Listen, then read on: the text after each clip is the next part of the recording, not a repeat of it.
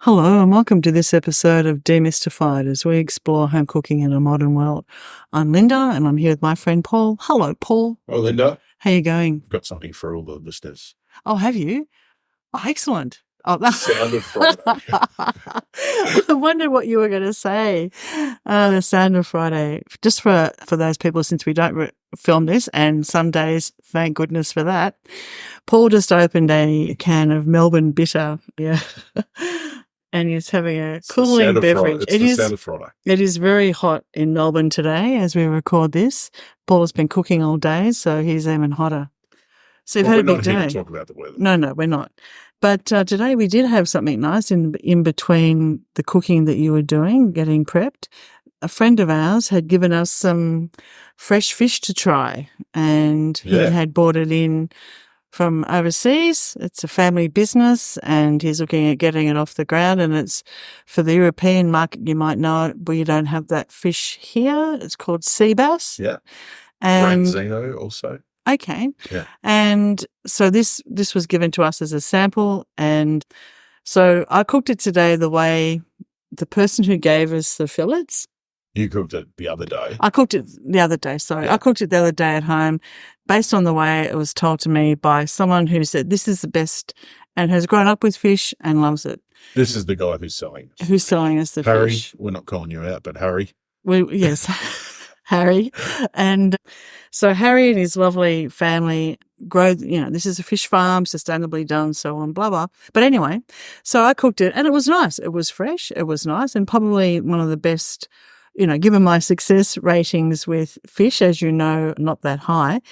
But today you cooked it, and I didn't say anything to you about the way Harry had suggested that you cook the fish. The way you cooked it was probably about a minute longer than the way I cooked it at home. So there's still very quick cooking processes. Yeah. But the way you did it was so completely different to mine and such a different end result.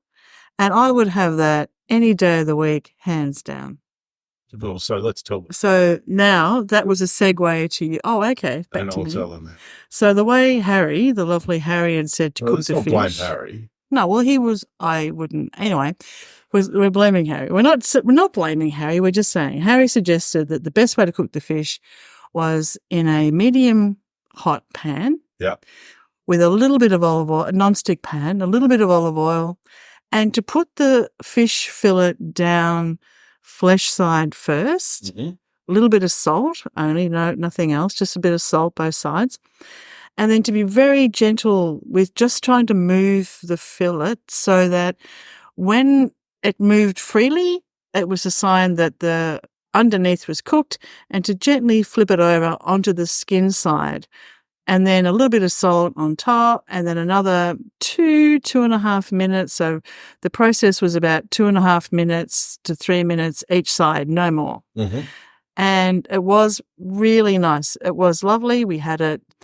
Doug and I shared some before we had our meal that he'd prepared, and it was lovely. Now, that was the way I did it, and I thought, yeah, this is nice. But would I have gone out and maybe tried it again? Probably not as quickly.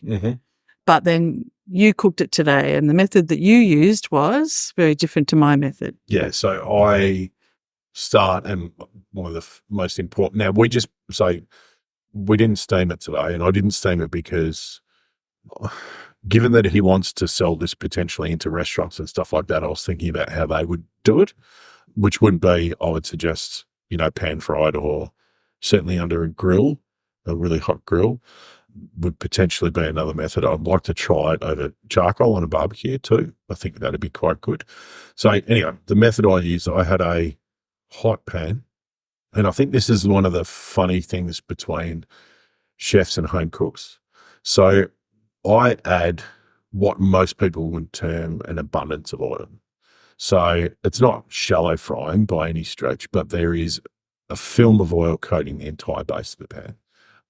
And it's vegetable oil. So I don't use olive oil. It's vegetable oil because it's got a high smoke point. I patted the fish dry on both sides very well with paper towel. First, I scalded the skin, and then I seasoned both sides while the pan came up to temperature. And then I pan fried it skin side for, I reckon, about 3 and a bit minutes, and then I added a couple of big hunks of butter, and then I briefly basted the flesh side, so it's cooked pretty much exclusively skin side only. Then I basted the flesh side just a little bit for, what was it, 30 seconds? Oh, maybe? not even. Yeah. Took it off the heat, flipped the fish over, left it in the pan while I got the plates. But I would generally only cook it all the way skin side and just use that basting to finish off the cooking of the flesh and serve it skin side facing up. And that's it. That's all I did. But the difference being is the volume of fats, essentially, that I use. So I use butter for flavour. Like, that gives that nice, nutty flavour. And oil's my cooking medium. And the thing that people often forget is that, like, you don't, if you pan fry correctly, you're not actually consuming the oil.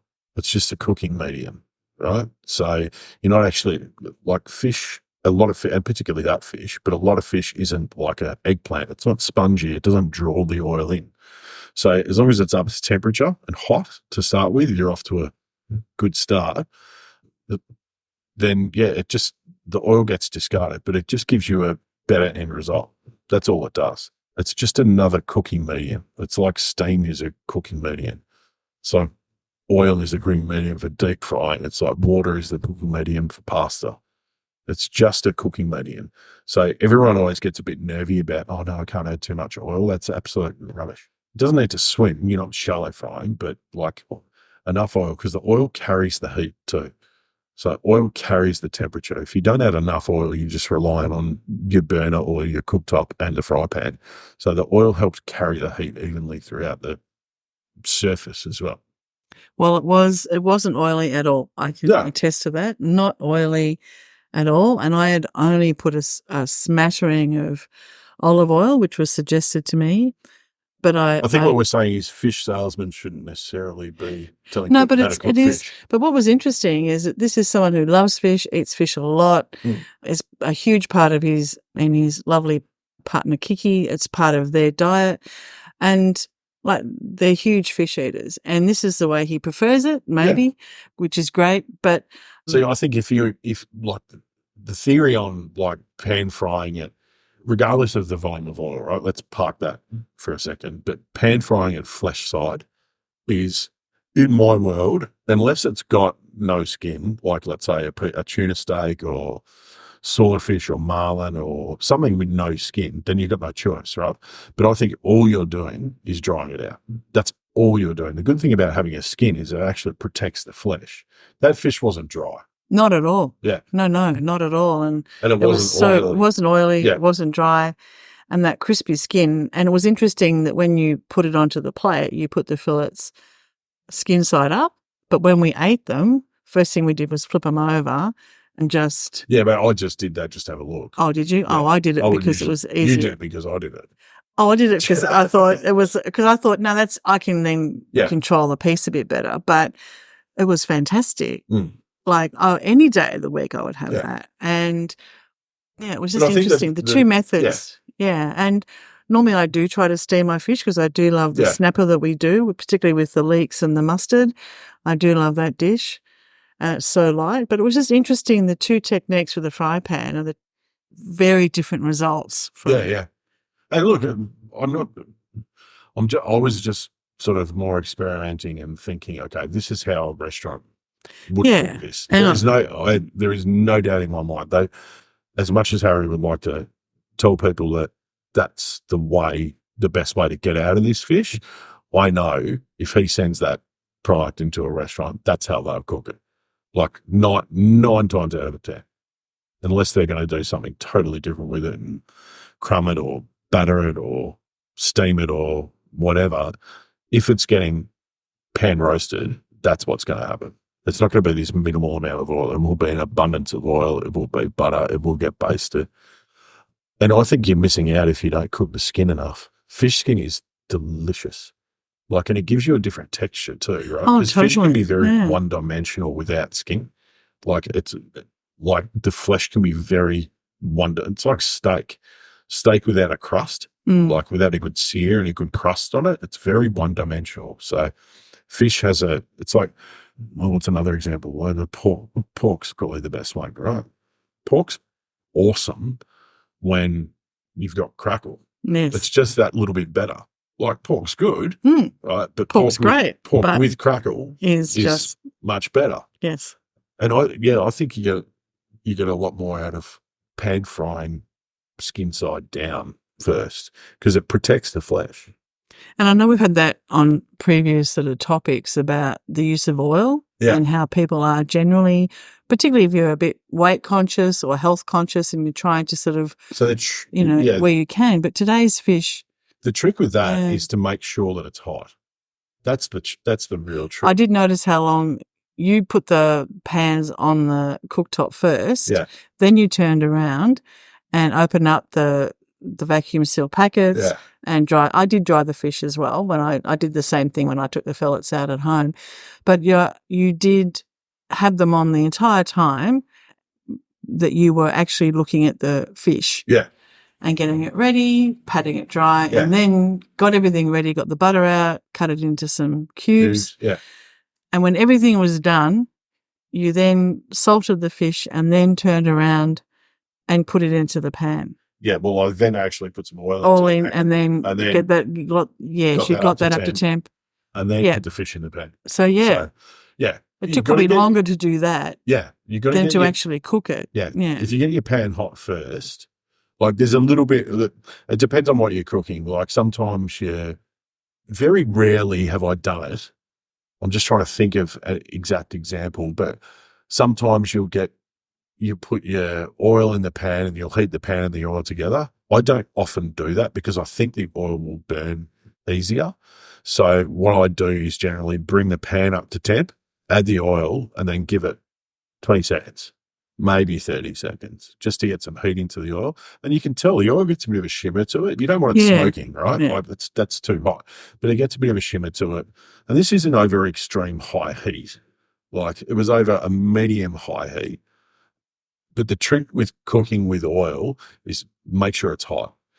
It will, and some ingredients more so than others. Like I've always said this, like people that do crumbed foods, right? So it could be a schnitzel. Schnitzel's a good example, right? The breadcrumbs will draw the oil in. They'll work like a sponge if the oil isn't hot. If the oil is hot, it almost puts a sear and a crisp on it straight away and prevents the oil from penetrating the breadcrumbs, right? So if you've got your oil hot, you're not going to consume, you don't want to eat crumbed fried food every day, but you're not going to consume anywhere near as much as what you would think. It's just a cooking medium. That's it. It's how you have to treat it. It's just another cooking medium. The trick is learning when it's the right temp to cook. And that goes for deep frying too. I've said this, I know I've said this before, but everyone poo-poos deep frying. Deep frying is actually a really good method of cooking if you've got fresh oil at the right temperature, because old oil doesn't hold temp. No, not. Yeah. I know that from my working in a fish and chip shop down in the beach where I grew up when I was a teenager. And you can tell when you walk into a fish and chip shop, you can tell by the way it smells. Yep. And by how clean the vents are, But there is a distinct, and it's carcinogenic, old oil, right? It's not good for you at all. So, if you've got that old oil smell in your fish and chip shop, find a new fish and chip shop. But nonetheless, like if you're deep frying at home, right, just get a thermometer. It's the best. And what temperature for deep frying do you recommend? 170, this is Celsius, 170 to 180, somewhere in there. Generally not hotter than that. If you're doing twice cooked chips, which you can do, you want your first cook of your chips at about 150.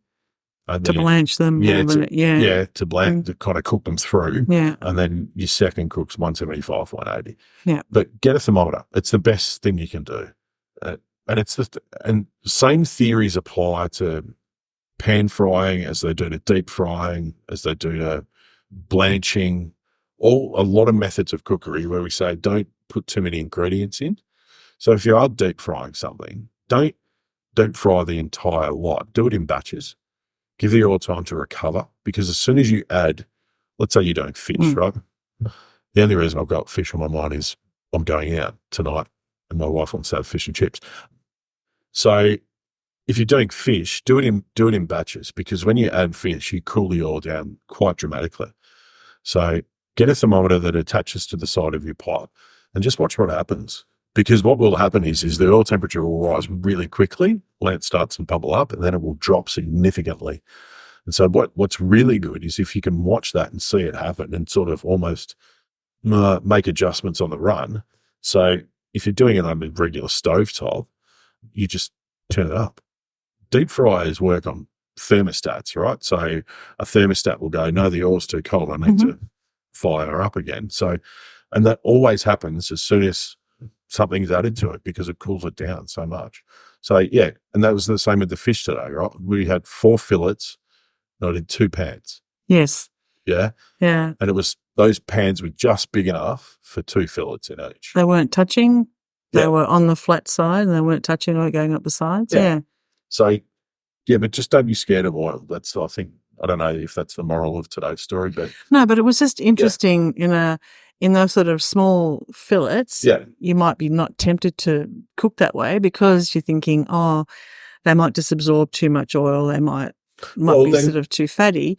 But as you just said, if you do them properly, they won't. And yours certainly did not. But you see, that's also, again, understanding like what methods you have available to you, right? So if you don't want to do that and you don't want to cook with oil, okay, you can steam them. We know that. We talk about that a lot.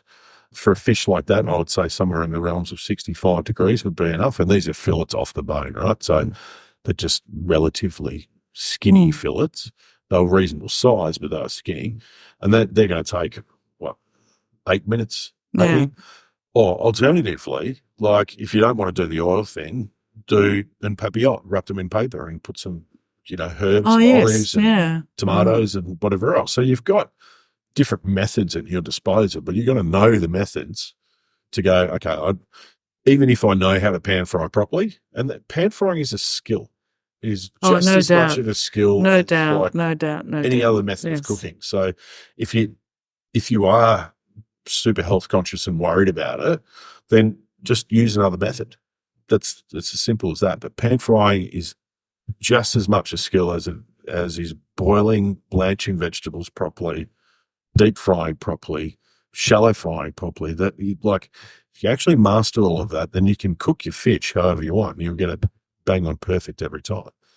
Oh, well, thank you.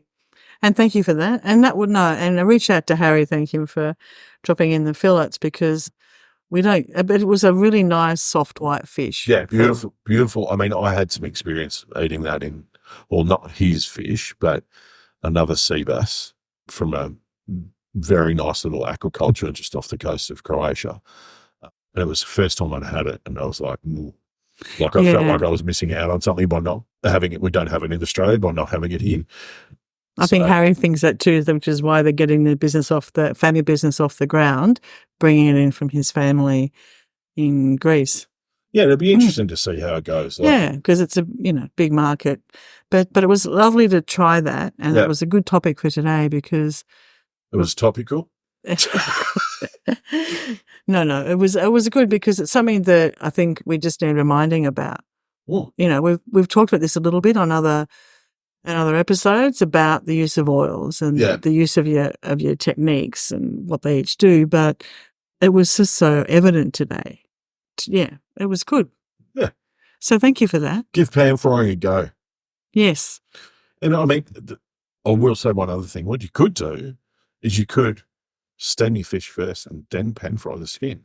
And we've done lots of those on the website which have that. Yeah, no, we have done lots of that. And so you get do that with duck. I love that with duck breast. Yeah. Particularly. You can do it with lots of things. So yeah. Anywho.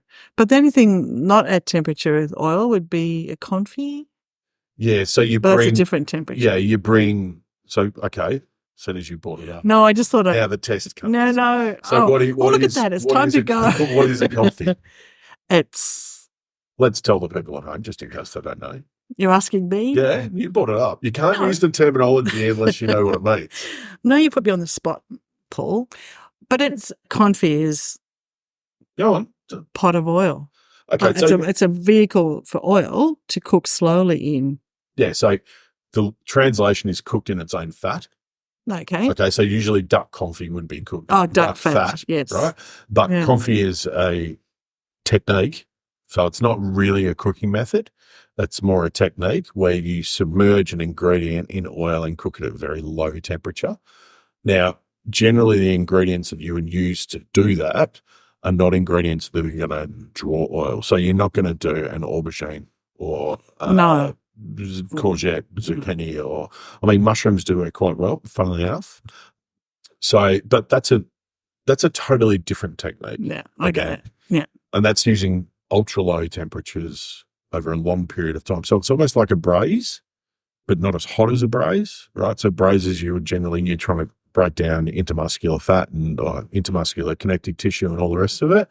So it's almost like a braise because you're submerging stuff, but yeah, you can work at a much lower temperature because the oil carries the heat and the temperature a bit better. And you can do like tomato confit, mushroom, tuna. Yes, I've had one of your tuna years ago. Yeah, yes. Duck. Like there's lots of Duck things is you fantastic. can, lots of things you can confit. So yeah, and that's different. probably like, if we're talking about health, like that's probably not the healthiest method to go about. But I had it the other night at a restaurant, which was lovely. And it was just fantastic. But it was just a small piece of duck. Yeah. Duck leg. Super rich. It was. And that's why it was good to have just a small piece. And yeah, there's only a few fish types that you'll probably do. So a very famous chef in Australia, Tetsuya, and he's still very famous for his ocean trout confit. So he did ocean trout confit. So it looks, when it comes out on the plate, it looks like it's not cooked. That's how slowly and gently it's cooked in oil, and it is like super succulent, falling apart, like delicious.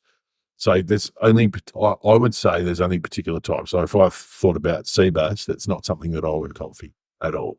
Because trout's a bit oilier, isn't it, as a fish? Yeah, a bit fattier. Yeah, so the texture in the flesh is different, and it's quite dense. Yes. Like it's not dense like tuna, but it's quite thick. So you got a bit of wiggle room there. I'm not saying you couldn't try, but it's one of those ones. If it doesn't make it better, why do it? Yes. You should get that printed on a T-shirt. Get it tattooed on my forehead. Well, thank you for that, Paul. And no thank you for sharing the technique. And until next time, everybody at home, happy cooking. Happy pan frying. And take care. Until next time. Bye, everybody. See ya. Thanks for listening to this podcast as we explore home cooking in a modern world. We'd love you to subscribe. And for more information, please go to our website, cookingwithsteam.com.